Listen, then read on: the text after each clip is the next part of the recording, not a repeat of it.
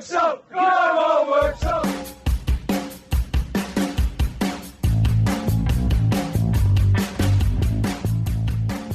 Hello and welcome back to another episode of Tiger Talk, the official podcast of Worksop Town Football Club. Well, it's been a while, but before we throw our excuses at you, I'm joined by Luke Atherton. Luke, welcome back. How are you? I'm all right, Dev. How are you doing? I'm all right. It feels weird to be recording again. I think it's just a case of as soon as you knock out of the rhythm, it's hard to get back in it. Yeah, I think. We've had a couple of things on. I mean, you've not been to a couple of games. I've not been to a few. But now we're back and ready to go, aren't we, mate? And hopefully it'll be another good episode. Yeah, for them first couple of weeks, somebody lost their voice in a field in Warrington, and it's only just been delivered back pretty much. But no, we're back. Hopefully these are going to be regular again, getting some guests on. Some fans on, which will slowly work in. I mean, this week we've got a week off on Saturday, as we'll get more into, and hopefully we should be able to get a guest for the weekend. But here's what's coming up on episode 6. We'll be reviewing September, finishing with a more in-depth look at the draw with Ossett United on Tuesday night, and then we'll take a look at the victory over Pickering Town before previewing Dunston in then 10 days' time. So let's get into it.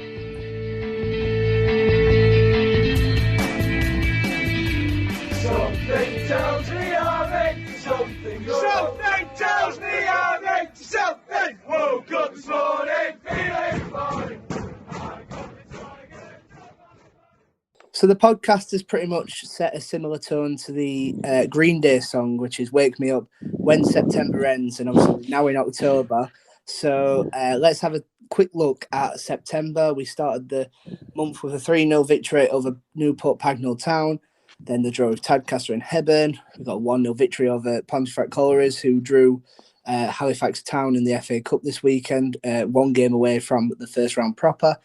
Then we had back-to-back cup defeats against Bromsgrove Sporting and Dunston before finishing the month with Ossett United, which we will dive more into. But from some of the performances, especially the draws, we probably should be sat here recording today with more wins, Luke.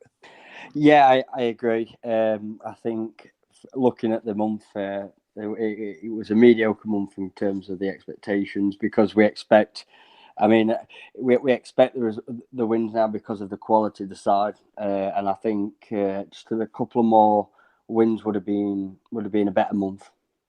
Yeah, I missed a couple of games, and funnily enough, the only 2 wins of the month, so maybe I'm a little bit of a jinx there. So let's look at them first. The FA Cup victory over Newport was, from what I've been told, a great one. We've all seen the Senate Nielsen wonder goal now, and also the 1-0 victory over Pontefract was ground out. This is all from comments, so I'll just pass this over to Luke, who saw both. Luke, what were your thoughts on those? Yeah, I thought Newport Pagnell Town fully in control of that game. Like you mentioned, the Senate goal, the link-up play between Macca and Aaron was unbelievable. I mean, it was literally like a great cross. The ball didn't even touch the floor. I mean, he crossed it from the far right-hand side to Aaron, who was on the left-hand side, and he just hit it straight first time, and it was just unbelievable. I mean, great goal. I mean, I got a good angle from the media stand, and that was good. But yeah, it was comfortable 3-0 win. Could have been a lot more. The amount of chances we create. I mean, you've seen from games before the amount of chances we create. But yeah, wherever we win is that one. The Pontefract game, it wasn't. The thing is with the Pontefract game, it was like a derby, even though it wasn't like a local derby. It was a derby because of ex-players, and I think it adds a lot more juice to the game and a lot more tension. But I thought it were wet conditions. The ball was slippery. Sometimes it's good to play football on it, but sometimes it's not that easy. I thought we ground it out. It were a good defensive display. I thought they had chances. Don't get me wrong, but I thought on the whole, it was just nice to get that win over that line that we needed in the league more than anything else. Now on to the draws. The 2-2 draw with Tadcaster was frustrating. The Hebburn Town draw was frustrating. And the Ossett United game was frustrating. All followed a similar path. I know you weren't at the Tadcaster game, but it was similar in terms of what we've been saying all season, in terms of missed chances and switching off. Yeah, I mean, obviously I got your review from it, listened to Craig's interview and read the report and spoke to various fans, and they all said the same thing. Didn't take us chances when to win the game. It sounded like we were in control for most of it. It just frustrating day at the office. But the Hebburn game, I agree. I think that were frustrating. I thought we did well when Zane went out onto the right. I believe he cut inside and hit that great goal to get us back on level terms. And I just think it were. And then the Ossett game was opposite, where we went 1-0 in front and then we conceded in the next 10-15 minutes, which was very frustrating. And the chances we missed there. I mean, the amount of chances in them draws, from the sounds of it, I mean, it'd be scary if you counted all the chances that we could have put away, and you had the statistics together.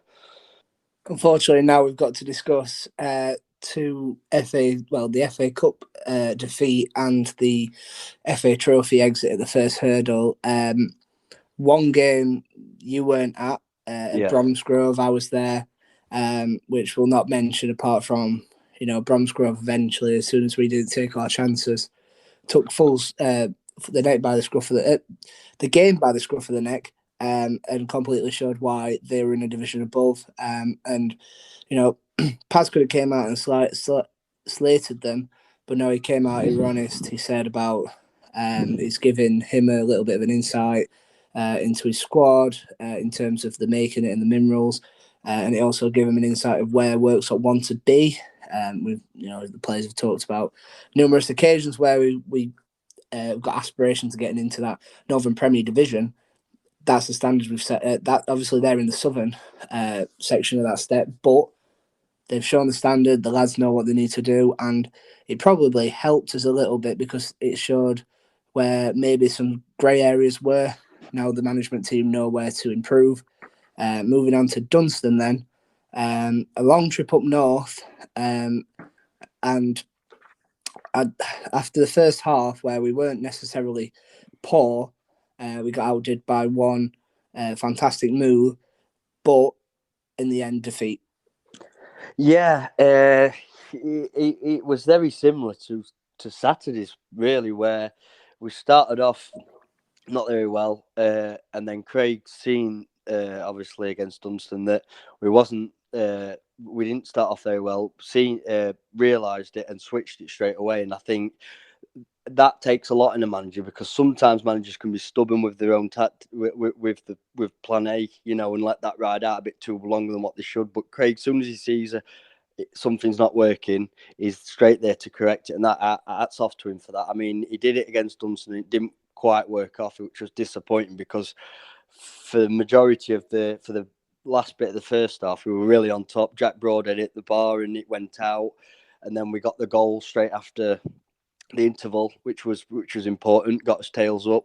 But then we conceded straight away, it was a bit of a sucker punch, because you're expecting us to go on and score 3 or 4, and then we did manage to respond quite quickly, get back onto level terms, and then in the last few minutes, like you say, a defensive mistake from Jake that he don't normally do, and they've ended up winning. So it was just a frustrating day at the office, really, but it's at least you're coming away thinking we've dominated the game. It gives you some kind of belief going forward, because it shows that the lads are trying. It shows they've got the ability, and they've got the hunger to play in a Worksop shirt. And I think as a Worksop fan, you're coming away frustrated, but it's not that bad. If you're getting hammered and they're not putting the effort in, that's the worst thing. I don't think we've seen that so far this season.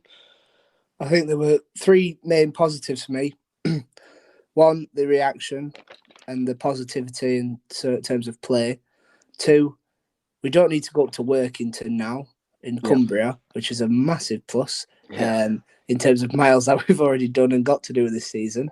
Unfortunately, obviously, getting knocked out of the cup is not what you want. Everyone loves a cup run. In the FA Trophy, I remember when I first started going, we beat Tamworth. Ashley Burberry scored. Tamworth were in Conference North by then, and it was a fantastic evening. And we love, cup competitions, especially the teams that have been drawn against National League sides this week. Today, as we record on Monday, we'll know about the cup runs. But we didn't lose any points, which, it's a positive. The main thing is the league, and that's where we're going to focus on. Moving on to terms of like individual performances. One player that we've seen come into his own recently. Well, I say recently, he came back from getting a red card in the opening day to win August Player of the Month.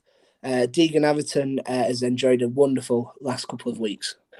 Oh, absolutely. I mean, he's come on leaps and bounds. I mean, his defensive performances throughout, not just the season but the pre-season as well, it's been fantastic. I think since Craig's come to the club, he's took that challenge on with both hands. I think he looks a lot more fitter.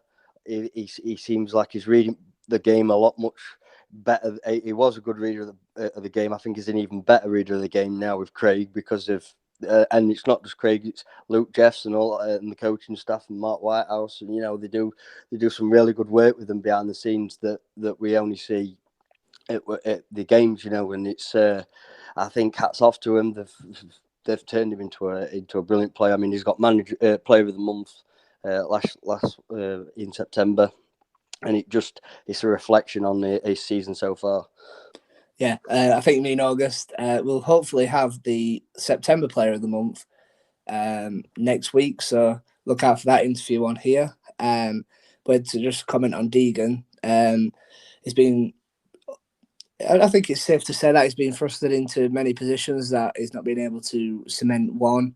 He's played at right wing back, he's played at left centre half, he's played as a back two, which he did against Dunston, which I thought, Gibbo going off was a big loss, but him and Pico complemented each other really well. And I think the biggest thing that we're seeing now is as a 21-year-old that is starting to mature as a player. He's starting to play. We know his game. He's a stopper more than a flair player. He's not really technically gifted, but he can pick out a pass, and I just think he's been fantastic. And hopefully, long may that continue. Obviously, he's got a new face that we'll mention later that will hopefully help him with his game as well. So it's interesting to see where Deegan could end up. Yeah, I agree with them points that you've made. He has played in several positions. I think he's been on the left-hand side a few times, and he's dealt with that really well, because you're a bit worried then, because you're thinking it's not his favourite position. Is it going to be hard for him to perform? And he's shown everyone that it don't faze him whereabouts on that defensive line he goes. He can play. I mean, he's even played right back before. He could play there. He was doing that at the start of the season, when Liam was injured. So I just think he's going to be a great one for the future. It'll be interesting to see where his career goes and where it ends up. I think he's just got to keep doing what he's doing, and I think the world's his oyster at this moment in time. Another player that sort of caught the eye over the last couple of games is Jack Broadhead. He came late into pre-season, not due to like any transfer or anything, but he was working with the police, and since and he's had to work shifts, meaning that he's missed a couple of games. And as you'll probably hear in a little bit, an interview with him talking about his frustrating start, but he's not, and he admits he's not there totally yet with his fitness. But recent games have seen him cover a lot more ground, get stuck in, win headers, score a goal as well. But overall, Broadhead is improved massively over the last couple of games. Yeah, he has. I mean, we spoke to him after the Dunston game, and he was brilliant that game. He worked his socks off. He was up and down the field. He contributed, got the second goal. He's dangerous on set pieces because of his height, and if he if he gets in front of you, you're having problems because he's a good header of a ball. He's proved that this season. I'm really impressed, certainly in the last few games, because it's been difficult for him. I mean, he's not had an easy start to the season. I think he had COVID, and he's come back from that now. He's fully fit. I imagine it sapped the energy out of him. But I think he's going to be a good one this season if he just keeps going as he's going. I think it shows. I mean, you've got to be fit to be in the police force to pass the fitness test. So he must be, for Craig's side, that's perfect because they have to be at a certain fitness level to keep going. And I'll not dive too deep into the changes that he's had, but he has recently started working with the Worksop Town Academy. So here is my interview with Jack Broadhead. My role is football development officer, which is sort of overseeing sort of every aspect of football development at the club. I'm running sort of the walking football tournaments for the older age groups, overseeing sort of various age groups in the academy, coaching every night in the academy, and then we're aiming to try and get into schools, local schools in Worksop. Sort of that's my overall task, I think, to try and get into local schools, to get kids in from those schools into the academies, and to provide kids that aren't necessarily going to be professional or aspirations to professional football is maybe something that's fun and something to get them through the door in terms of opening the door for them to play football. My overall role is just to increase participation in football and benefit the academy, which in turn benefits the club on the whole. How did this opportunity come about? I was at work as a police officer, and I sort of made my mind up that it wasn't for me anymore, and I saw the advert come up on a job site, and I immediately rang Pete, chairman, who said, look, what is it, what's it about, who just asked for some basic information.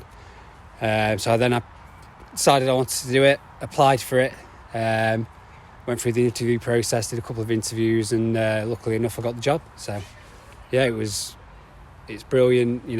I'm in football, involved with football full time now, so it's something that's, my dad always said, like, if you ever do anything and you're passionate about it, you'll never work a day in your life, which is sort of like the old saying, really, which, I found something obviously in football that I've done my whole life since I was a little boy, and it's something that I've got for a young age, someone who's been around a bit. I've played at various levels, different academies. I've been coached by top coaches. I've done a lot of my coaching badges, so I've got, like I say, a lot of experience in that aspect. And in terms of future aspirations, I think it's a good job to sort of get the experience that I want in order to take me to where I want to go next. So, yeah. And obviously Laurie's been running it so far. How's that been overall, and how impressed are you with the academy? Sort of, obviously today they're playing 3 league clubs. How's that been? I mean, obviously the tournament today, me and Laurie have sort of jointly set. Well, I say we jointly set that up. Laurie's done all the emailing and what have you, and I've been sort of ringing around the coaches of various teams trying to sort of get the links of what side it's going to be, what time we're going to meet, ringing clubs, see if they're interested in joining in. So it just, like I say, stuff like that, it's brilliant for the club to have sort of Sheffield United, Rotherham and Newcastle down and at our home ground, and we'll get loads of young lads there wanting to play against the top teams. And the thing that we do is we don't stop lads from playing for the grassroots team either. So a lot of academies go and play at all these top clubs, but they're not, the players aren't allowed to go and play with their friends. I was a sort of a victim of that, if you like, when I was younger.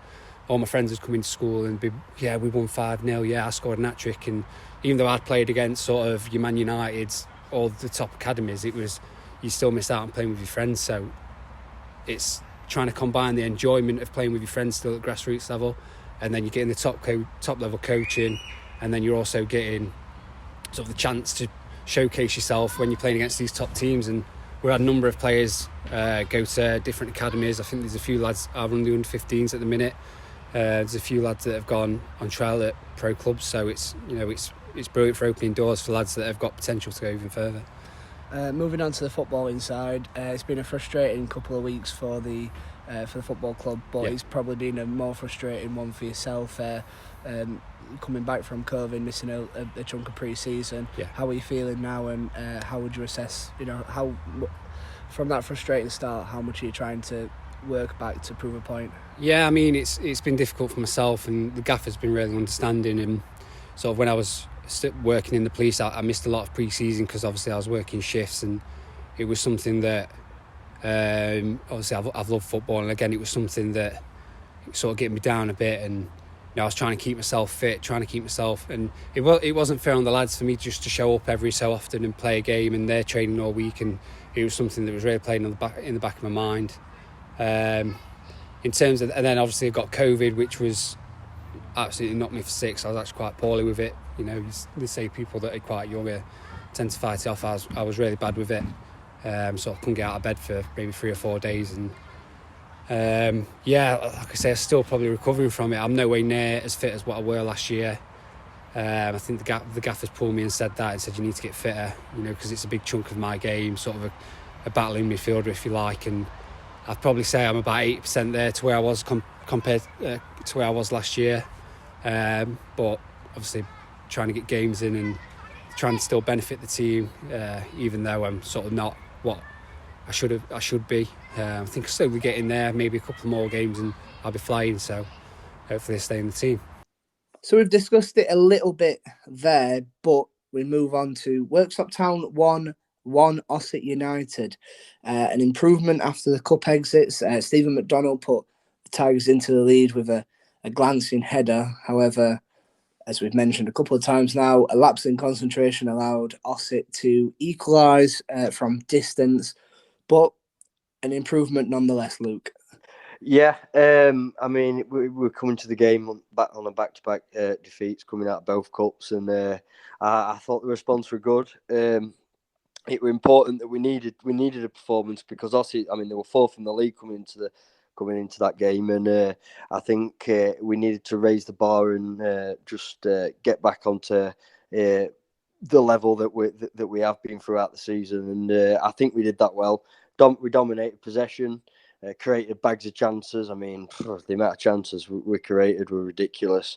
But I think we just, the only thing we lacked in that game was there was that lack of concentration, the 15 minutes, but that they had. But I thought we just lacked that little bit of spark up, just something up front. I don't know what it was, whether it was just a bit of luck or maybe. We just weren't on the same page. I'm not sure, but I just thought that's all that we're missing from the game. Really, I thought everything else was perfect.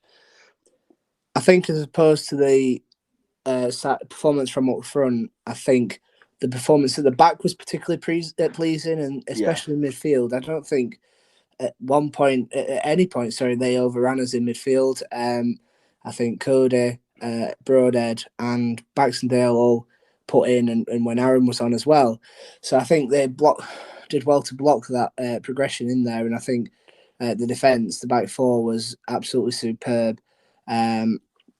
Before we talk a bit more about the defence, where I think we limited Ossett, especially in that first half where they looked to sort of try and cash us out, but we didn't let that happen. Let's hear from Craig Parry on his thoughts. Oh, pleased with the performance, more than pleased with the performance. Played very well, control of the game. A couple of scary moments in the second half, probably they started better the second half. And then when we scored, typical us at the minute in time, every time we go ahead, we just give the ball to the opposition and let them have 10 minutes worth of playing. And that's what's cost the game, really. So, but overall, performance-wise, we've created 10, 12 chances. I won't say clear-cut chances, but we created chances, and a good positive performance. I just said to lads, I can't have a go at what the performance you've done. We've just got to analyse the football game in general and say we switched off for one moment, and you get a side a chance, you switch off, and you can't do this at that level. And we come away now with 1 point instead of 3. And we've played Ossett tonight, who come in fourth in the league. How impressed were you how we handled the game throughout the 90 minutes? Full control of the game. They couldn't get a grips with our system in the first half.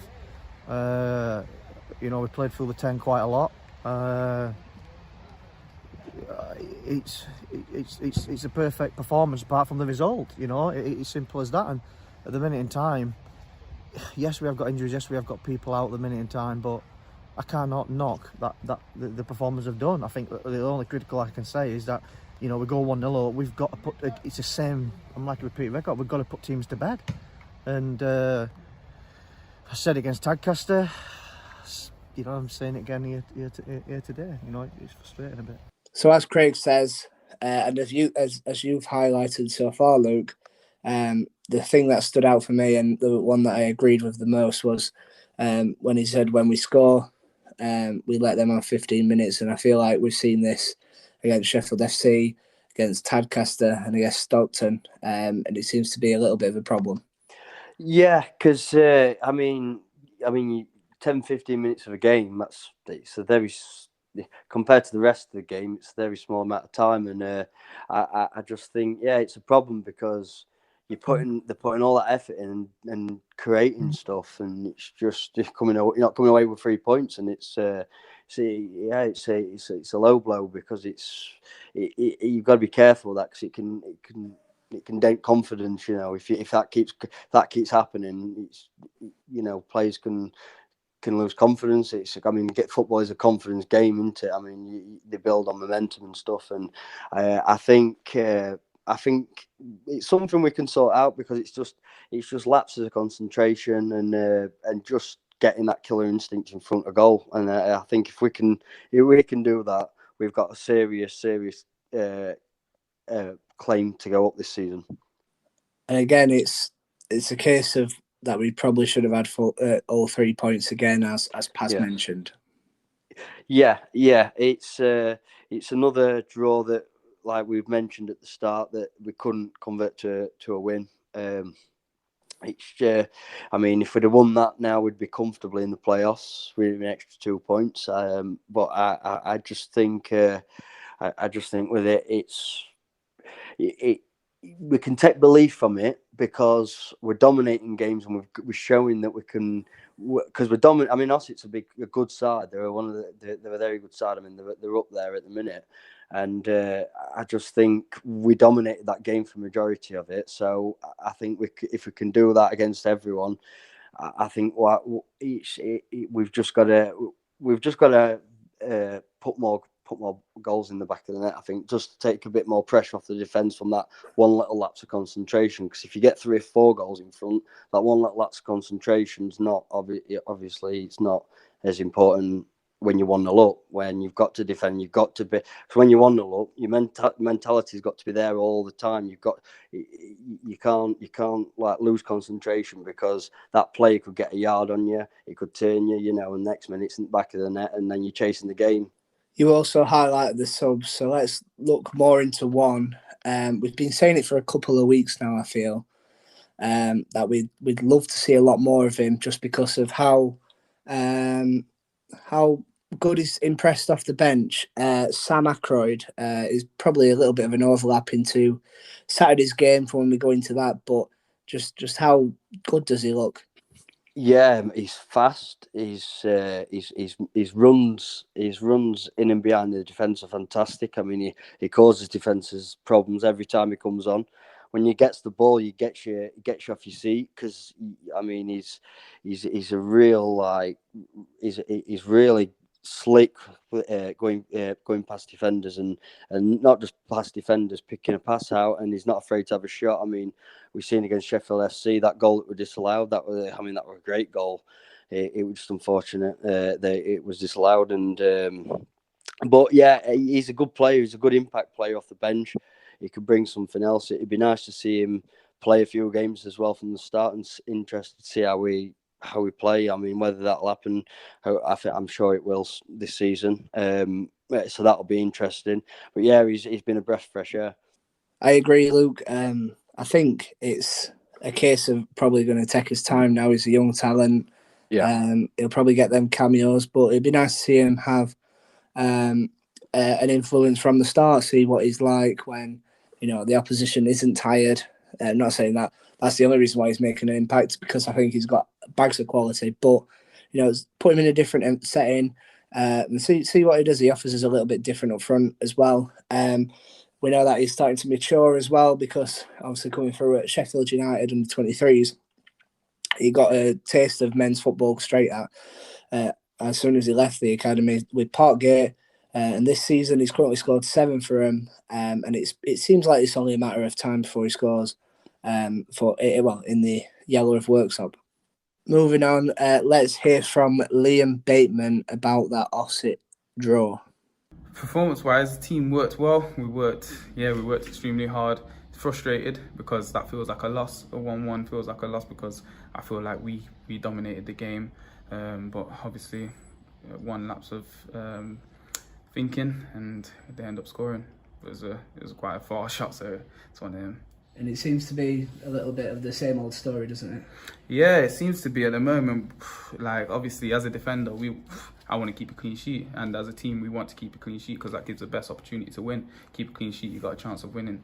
So to concede to something that can be stopped is frustrating, and it does seem like that's what's happening. And I suppose the quality of the opponents as well, them sitting in fourth, but would have been a great opportunity for us to jump back into the playoff picture. Yeah, of course. Me as a player, and I think the team, every game is important. It doesn't matter if you're bottom, top, every game is important because 3 points matters, don't it? So I think that's how we kind of have to look at the games. Each game, doesn't matter what position you're in, we just need to win. After a period out, this was your first start for a couple of games now. How did it feel? Felt good. I wasn't happy with my performance at all. I wasn't happy with my performance at all. It was kind of, getting my paces back and actually finding myself in the game. So I was, up until that goal, I was happy. We were trying to keep a clean sheet with the team, so yeah. And it's been no question, injuries have hampered your start to life at Worksop Town. How frustrating has that been?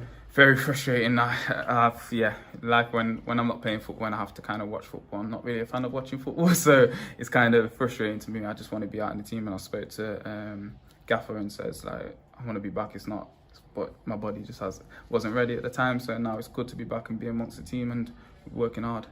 And I suppose as a defender, like you mentioned, after the last 2 performances, a lot more solid. That must be a pleasing aspect. Yes, very pleasing aspect. I think we just need to give ourselves the best opportunity because as you can see, we're creating chances. We just need to put them away, and then with the defensively, we need to just hold ourselves. And that's what I think. As a team, it's all around. We just need to be better with it. Frustrated, felt like a loss, which we agree with from what Liam said. Luke, to put it on a positive spin, how important has it been since he came back into the fold after injury? He's been fantastic. I think because we've not seen, he's been out for such a long. Well, I mean, it's only started the season, but it's been quite a long time already. This season he's been out, and when he come back in, I mean, against Ossett, you just seen what he provided, what he brings to the table, and we've missed that. I think because he's not just good going forward. As a wing back with his crosses and his shots that he's got, he's also good at running back, tracking back. I think his knowledge of on the defensive side is really good, and he's also strong as well. He wins a lot of tackles, a lot of headers, and he's not afraid to go in and do the other side of the game. And obviously Liam came back in for his second successive start, something that he's failed to do all season, and it was good to have him back in there. I think one of the reasons why we've had a little bit of a slow start is because the whole pre-season we've seen us play wing backs and high full backs with Liam and Connor. And the first game, obviously Liam was injured and Connor had COVID, so that means we missed out on them over that period, which meant as a start a little bit rocky. And now he's in. It's probably not a surprise that our player style has come a little bit more positive in recent weeks. But we'll talk more about that game now. Pickering Town at 1, Worksop 4, after an average start, and then going behind, changing the system, and the weather conditions as well. Great win. Yeah, I mean, that's certainly the second half. It's some of the best football I've seen this season as play. I think bar the start, I think in the goal, as soon as the goal went in, I thought the reaction again was fantastic. We controlled the game again, possession-wise, midfield, like you've mentioned in the Ossett game. As runs up forward, up front were fantastic. They couldn't deal with us. I mean, we created so many chances from his runs going forward and the midfield bombing forward and supporting. Defensively, absolutely outstanding. Every single one of them. I thought they were brilliant. And when they got the penalty, T and him were there, and it just topped off a perfect performance. And it felt like something we hadn't seen before in the sense of not just the reaction, but Worksop taking chances, Luke. Yeah, that was all that was from majority of the performances that we've dominated. That was the only difference, really. We took his chances, like you say, and it was just great to see, because you just felt this. Certainly in the second half, you got this sense of relief that just came over us, and we were just like, yeah, we can kick on now. You know, every Worksop fan that was there, you felt the belief, and everyone were together. And after the game, everyone were together, and it just felt like having that killer instinct in front of goal, which we said we've been missing. It was there on Saturday, and if we can continue that, we're going to have a good season ahead of us. I think the most pleasing thing is in the second half we had full control. The progression of his passes were fantastic. I think Cody as a pivot was vital in terms of getting the movement. I think the injection of creativity and sort of know-how from backs. Unfortunately, Aaron had to go off in the first half. I think afterwards he said that he was fine now and feeling good. But with backs coming on, I think that sort of changed the game and the mentality in the second half. I think when we've said it for out, we could talk a bit more about him because we've got an interview coming up with him anyway. But the overall positive play was something that was pleasing. I think the reaction after Parry took responsibility for setting us up wrong. But with that said, let's just listen to Craig first. I think after the first 20 minutes, obviously going behind, I think after that, we took control of the game. Probably I'll take the blame for that. I think I set the lads up in the wrong system, and we had to act quickly. We changed it after 15-20 minutes, changed the system completely. Thought the lads reacted well and reacted to going a goal down, and obviously then we seemed to take control of the game. And the second half display was some of the best football I've seen since you've come to the club. How impressed was you with it? Yeah, I thought we zipped the ball about. We had confidence. I've just said to the lads there, we've got to sometimes trust each other. They've got so much quality in there, the ability they've got, and sometimes it's too easy just to take the easy option and turn them in behind, we squeeze up, and at second half they played football, they got it down, they played, they passed, they moved it, they countered the teams, we went forward in numbers, everything that we're about really. So it was pleasing to see them more braver really, and yeah, pleasing with the second half performance. And Liam Bateman's just come into the squad for the last 2 games. How much of an impact has he had on the squad? Liam's been brilliant. The hardest thing for us at meeting time is getting Liam up to where he needs to be in fitness wise, because if you see where he's playing now at the minute in time, and I'm probably not saying anything out of turn here, it's probably 60-70% up to where he needs to be in fitness wise. So I'm pleased for him. I'm pleased for what he's done the last couple of games, and you've seen that it makes a massive difference to us at right back. He's our natural right back, and he offers a hell of a lot going forward. He's calm on the ball. He's a quality player. We've just got to get him fit, and it's probably to be fair, it's a good period now where he's not having a 10-day break to keep getting him up to speed. And just to go on from my other point where Paz said about talking about the team needing to trust one another, we've talked about in previous weeks that we've got the individuals, and now we need to start seeing us play like a side, and I feel like we got that on Saturday. Yeah, I agree. I thought Craig made some great points after the game. He owned up to getting it wrong at the start and changing it, and this time it paid off. From like Dunston, it didn't. Here it did. I thought, like you said, with backs, I thought when he came on, they just couldn't deal with him. He was unbelievable.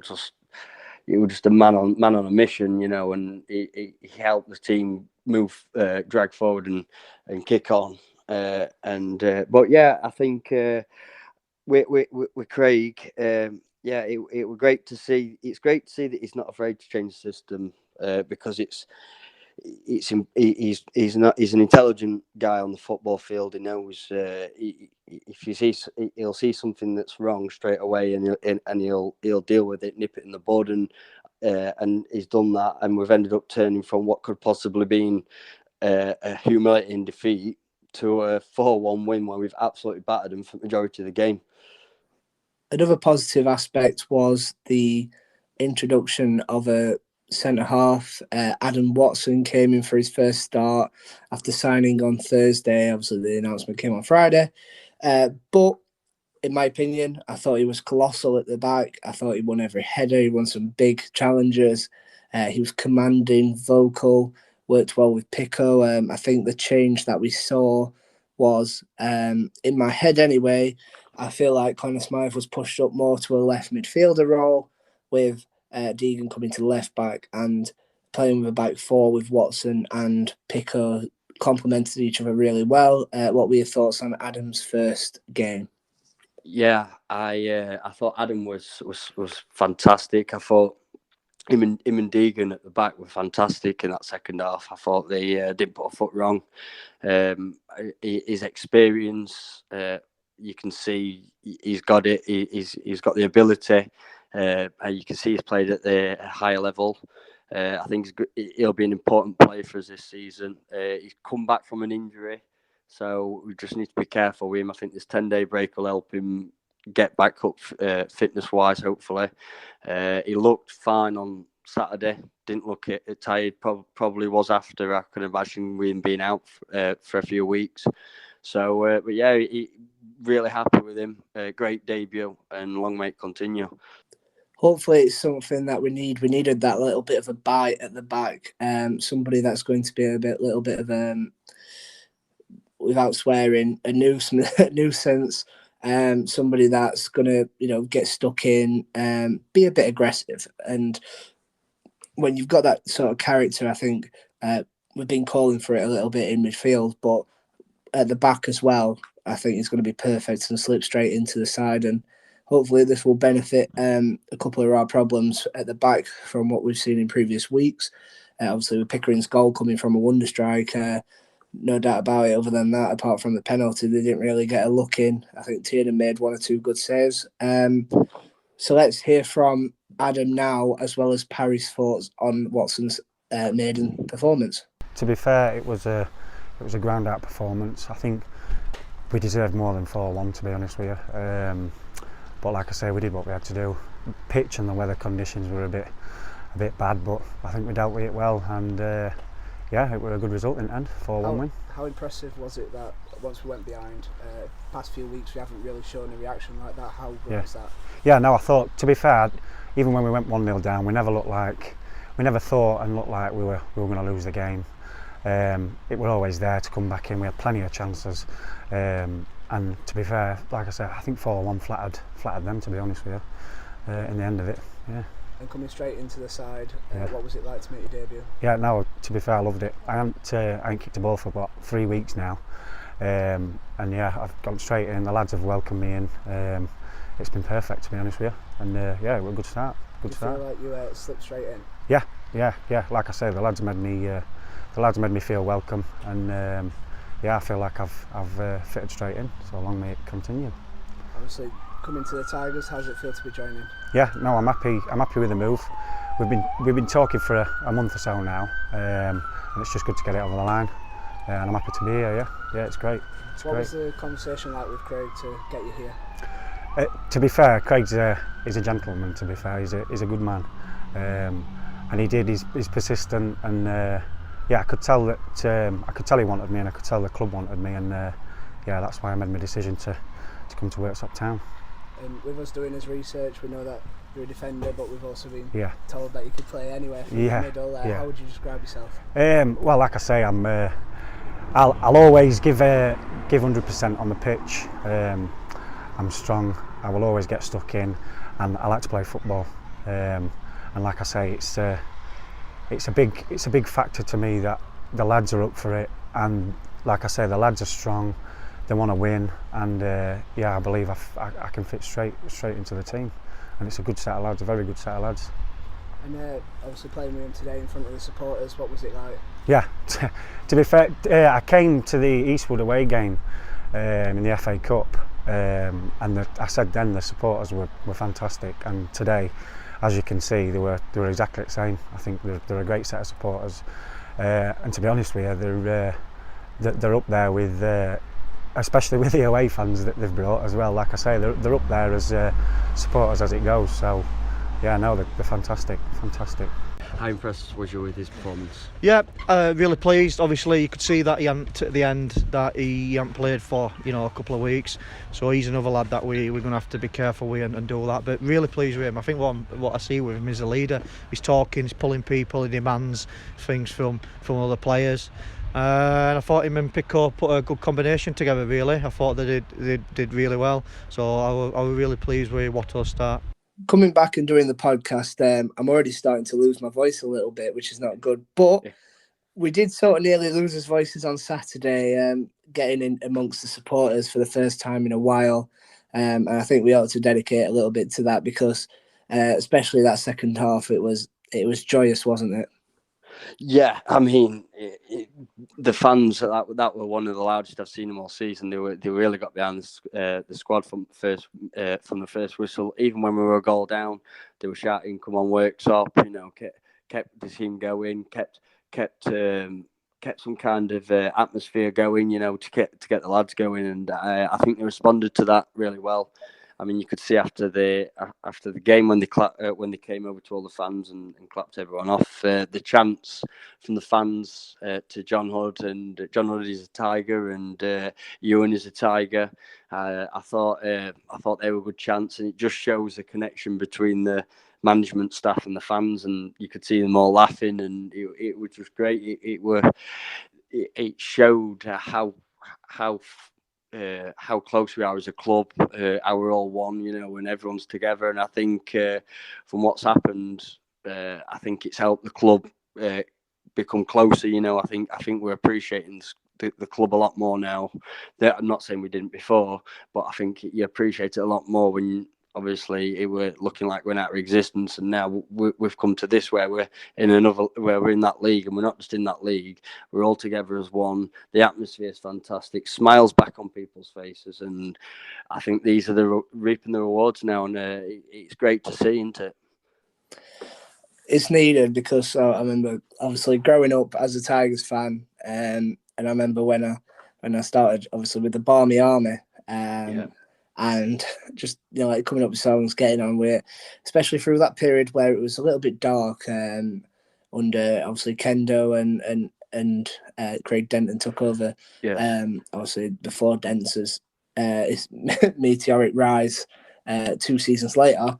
When Kendo took over from Mark Shaw, it was a dark period then, but the fans got back, and that's where we got his reputation. Season after under Duncan and Hindley, that was another, some good moments in them seasons, but again, another dark period before we went up the season after. And this is what we've been missing, I think, a little bit. It seems like it's been a long time since we've done this, and this is not any sort of criticism because I feel like, in general, COVID's had a little bit of a knock on that.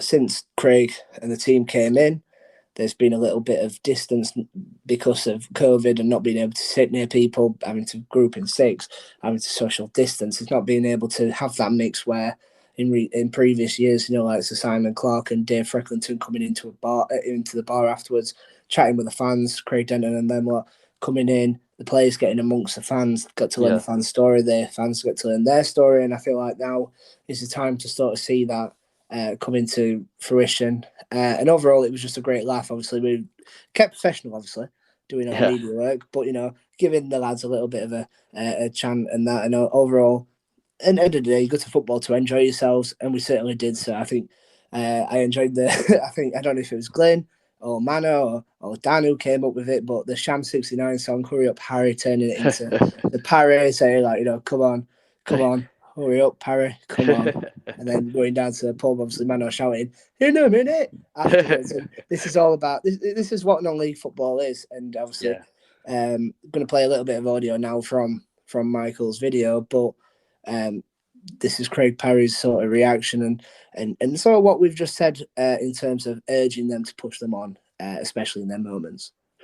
Yeah, I can't agree more with what you said. The chant at the end, that was hilarious. That I couldn't stop laughing going up to do the interview. It was funny because they continued it after the final whistle, and it was just it was funny, and it just shows the good sense of humour you get in non-league. You know, like you say, it's everyone comes out. It's a proper day out. You know, like Saturday was a proper day out for everyone. Everyone enjoyed it. You know, we went back. It was like went back to normal before COVID, when you could mingle and you could drink, you know, and we weren't social distancing. And like you say, it's going to be better for Craig and the players, because now, they can mix with the fans, and it's very important, because the bond's there. Then, you know, you've created a bond between the fans, and it's priceless.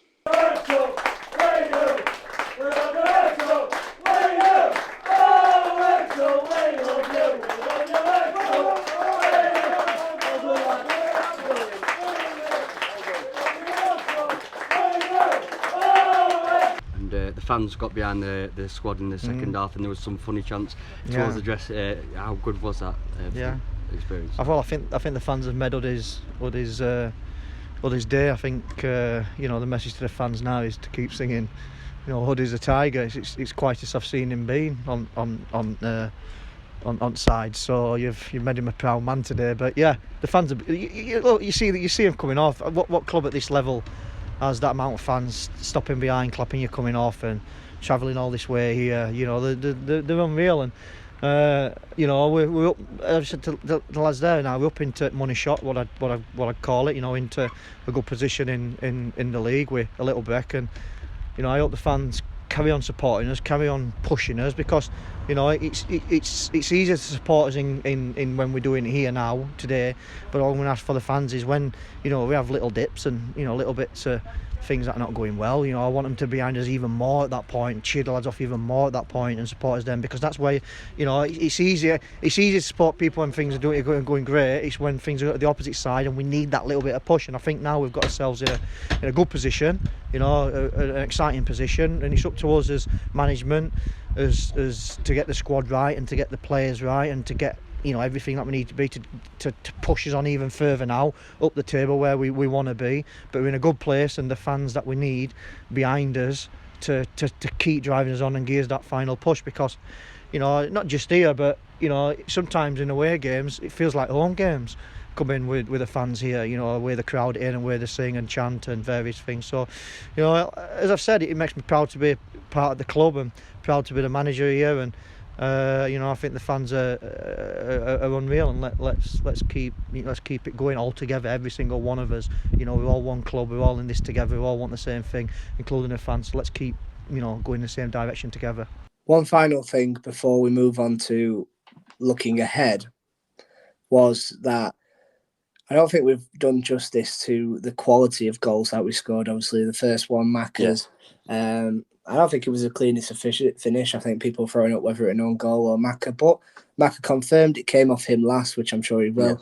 Yeah. Anyway, definitely no bias towards that. I don't think the defender will be shouting for it as well either. And then moving on to Liam Bateman's goal, the late run from the right back to get into the position to poke that away from Broadhead's cross. But then the second half, Sam Akroyd peeled off his marker to put in a cross, which was glanced on by James Baxendale before Bax just did what Bax does. The goalkeeper rolls it out to his defender. The defender let him down by being dispossessed poorly by Baxendale. A quick look up, but he already knew where the goalkeeper was, and it was just a little golf chip straight into the bottom corner, which was better than any of the chips that we saw during the Ryder Cup from Europe. But we'll not get into our frustration from that. But James Baxendale, what a player. Oh mate, he's unbelievable. I mean, since his knowledge of the game is unbelievable. I mean, he completely changed it when he came on. The fourth goal just showed his quality. I mean, it took not just to intercept the pass, but to get the weight, the height, and to get it to come under the bar is just to execute that was just unbelievable. I mean, we had a great view from it behind the goal and went absolutely mad when it went in. His first goal was an header. I mean, he can score all types of goals back. I mean, he scored an header there, and then he scored a chip. We've seen him score different types of goals, and he's got everything in his arsenal. And as a team, you're always confident going forward then, because you're not worried if he's in a certain position if he can't finish. It doesn't matter with backs; he can do it. He's that confident in his own ability, and he's got it. He's just a fantastic player. So this is what Bax had to say on the game, his goals, and looking ahead to that 10-day break and Dunston, which will kindly lead us into our final part. First half, I think we're probably not where we want to be. Second balls weren't particularly great. Didn't move together as a unit, but obviously we went 1-0 behind, showed great character to come back in leading at the break. Second half, dominated from start to finish and obviously come away well-deserved winners. As you mentioned there, showing great character, it's something that we haven't really done this season, to come back from 1-0 behind. How good was that? Yeah, it's a good feeling, and hopefully that we're getting a bit of a sense now of this is going to be us. We said before the game we want to leave ourselves in a good position going into this break. I think that's what we've done. So hopefully, that's a bit of character, that's a bit of all what we've been building from even pre-season. Hopefully now it's coming to the fore, and we can we can really take some belief into the next stage of the season. I suppose it's always good seeing that we're actually taking chances today as well. Yeah, and we probably could have had more. Once again, we're coming off and obviously we're buzzing to be in hopefully in a good position. I haven't seen the table, but hopefully we're up and around the playoffs now where we want to be. But there's a little bit of disappointment that we're not coming here and probably winning 5-6. That's what that's what we set out to do. That's what we want to do. So probably a good thing that the boys are complaining we haven't even scored more goals than 4. But like you say, I'll take it, because Tuesday night I think we probably should have beat them easy 3-4-1, and then today it's just good that we actually got the 4 on the score sheet. 2 goals for yourself, you must be pleased. First one, the real strikers finish, and then the second one, yeah, I'm pleased. I'm buzzing, to be honest. Yeah, how good was that? What was going through your mind? Obviously, the keeper off his line. You've done that before as well. Yeah, I love that finish. It's my favourite finish. I think it's an underused finish in football. The keeper starts high, so as soon as he's knocked it to me, I had no other thought in my head, and just really pleased to see it rattle in. Obviously, being on the coaching side and to put that sort of cap on now. 10 days for the lads to rest. What will you be doing through this period to sort of condition them? Well, hopefully we'll have a bit of hopefully next weekend we can have a bit of a break and lads can spend it with the families, because as I've said, we've been here from pre-season. The lads worked really well pre-season. We've come in, we've been in every single game. It's not like apart from the cup game, I think we've probably been close in every tie. So hopefully give the lads a bit of a rest. But when we're in, we'll be in Tuesday, Thursday. We'll be in next week as well, and we'll really work them hard. So if they're watching, then there will be a lot of running this week. There'll be a lot of conditioning, sharpness, getting us ready for that next game, because when the next run of games come in, it's going to come thick and fast again, and you've got to be ready. So yeah, we'll be working hard. And obviously that next game against Dunston, as Paz says, we probably owe them one after the FA Trophy exit. Is there a little bit of that in the air? Yeah, 100%. I didn't like particularly the way they conducted themselves after the game. There was nothing in the game whatsoever. Fair play to them. They've won the game in the end. But then it's something that's stuck in my throat, and it's something that 10 days can't come quick enough, and hopefully we can put right a few wrongs that we did at their place. So Baxendale there talking about how, especially in the latter parts of giving the lads a break, and it's sort of this 10-day period now where injuries can get rested up, the players can get rested up. Obviously, he teased them about a lot of running coming up, but especially with how vigorous the season's been, especially we talked about the September games, and with the amount of games we've already played, the lads have not been able to have that sort of sit-down break with the families, and it'll probably do them a little bit of good with no injuries on top of that. Yeah, like he said in the interview about having the 10-day break will be great for the squad. Like they've not like he said about the pre-season. I mean, that was May, and they've played all the way through. They had a month off in between the pre-season and the pre-season, and then they've just played all the way through, haven't they? And that's been July onwards, hasn't it? Really, I mean, the squads can only. I mean, you can only the amount of games we've played, it takes its toll after a while. That's why we're picking up injuries as well. I think that's a big factor to it. But the 10-day break, it'll get everyone hopefully up to speed. I think just to come away from the game and just relax with their family and that and reflect on it, and I'm sure they'll reflect on it as the deadline approaches to restart again. I think the only disappointing thing is that we could have will not be able to take. Well, hopefully we can when we resume, but we haven't got that next game to then take the performance into. We're sort of having to bide his time a little bit, like an international break, to then get going again. But I think, like I said, I think that the break will do them good. So let's hear from the last bit of Craig's post-match about the break and also Dunston, which is on the horizon. Yeah, I think we're going to plan the week pretty careful for the lads. Ensure that we're not overkilling, but we've got the right amount of preparation going into next week, especially in obviously 10 days' time. We want a little bit of revenge with Dunston, so I think there's a little bit of a final spark in there for us.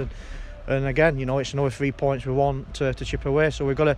It's a fine line of getting the lads in, doing what they need to do, but same token, we've just come out of a pandemic. Everyone's it's 100 miles per hour football at minute in time, innit? Everything's going 100 miles per hour. You can see we've also picked up another injury.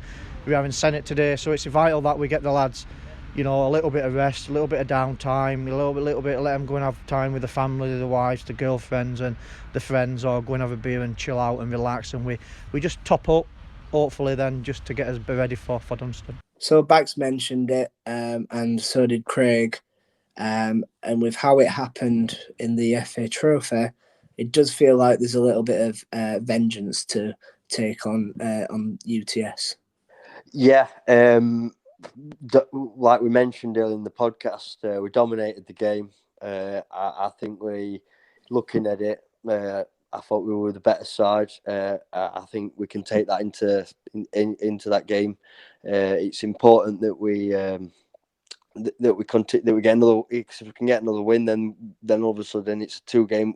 We're on a bit of a winning streak, and then we take that into Saturday, and then we go on from there, and hopefully it'll be a snowball effect. But yeah, I think there'll be a lot of bitterness because we went. I mean, in how we went out. I mean, it were an unforced error, which on another day, it wouldn't have happened. But I think they'll be out there trying to right a wrong, and hopefully they will.